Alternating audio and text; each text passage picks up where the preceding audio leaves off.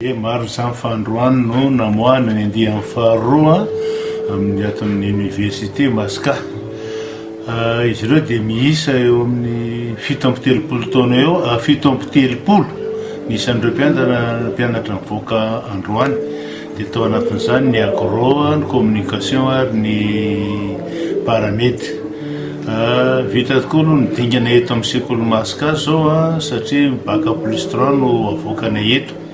Dia mbola manana safidy ireo ankizy ireo raha mbola hanohy izay fianarana azo ny teto izay na efa hitadiny sehatra ny asa.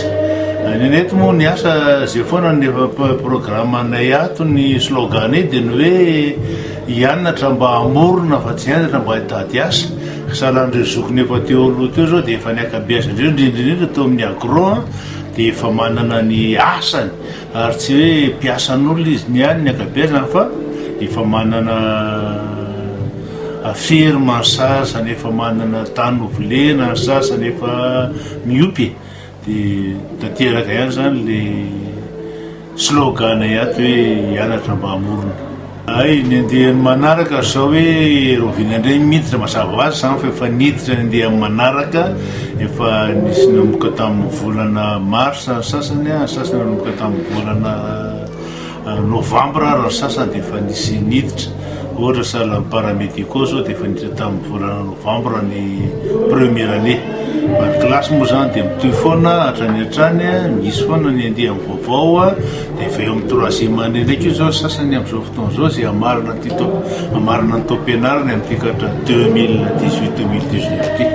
Ny tena marina izay mihitsy ny ohatrany somary mahavariana kely eto amin'ity tanàna Sabotsynamena ity fa ilay Sabotsynamena moa atao hoe ambanivohitra tsy ambanivohitra, atao hoe andrenivohitra tsy andrenivohitra dia ohatrany somary manala-tsara fa ankizy avy any amin'ny renivohitra avy any amin'ny ville any no matetika amin'ny mandrato aty na enina dia amin'ny agro ary sy ny any amin'ny périphérie lavidavitra ohatra ny Jorobe sahalan'izany no tonga makady. Ary misy ary avy amin'ny Fort Dauphin mianatra ato.